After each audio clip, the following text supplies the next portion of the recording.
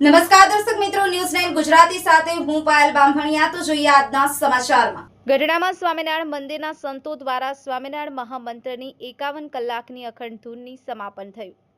ગઢડા શહેરમાં પટેલ સમાજની વાડી ખાતે સ્વામિનારાયણ મહામંત્રની 51 કલાકની અખંડ ધૂન યોજાઈ હતી, જેનું આજે સમાપન થયું હતું. વડતાલ ધામના પૂર્વ આચાર્ય અજેન્દ્ર પ્રસાદ મહારાજની પ્રેરણાથી ગઢડા સ્વામિનારાયણ મંદિરના સંતો દ્વારા દર વર્ષે શ્રાવણ માસમાં સ્વામિનારાયણ મહામંત્ર 51 કલાક અખંડ ધૂનનું આયોજન કરવામાં આવે છે, જેના ભાગરૂપે ગઢડામાં પટેલ સમાજની વાડી ખાતે 51 કલાકની અખંડ ધૂન યોજાઈ હતી, જેનું આજે સમાપન થયું હતું.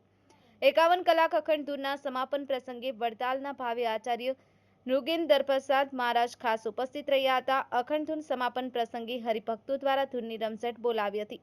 51 કલાક અખંડ ધૂન સમાપન પ્રસંગે ગઢડા સ્વામિનારાયણ મંદિરના પૂર્વ ચેરમેન એસબી સ્વામી, પૂર્વ કોઠારી શાસ્ત્રી ઘનશ્યામ વલ્લભદાસજી સ્વામી, છપૈયા સ્વામી સહિત સંતો ઉપસ્થિત રહ્યા હતા.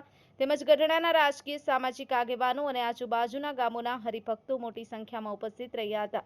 ન્યૂઝ 9 ગુજરાતી, ગઢડા.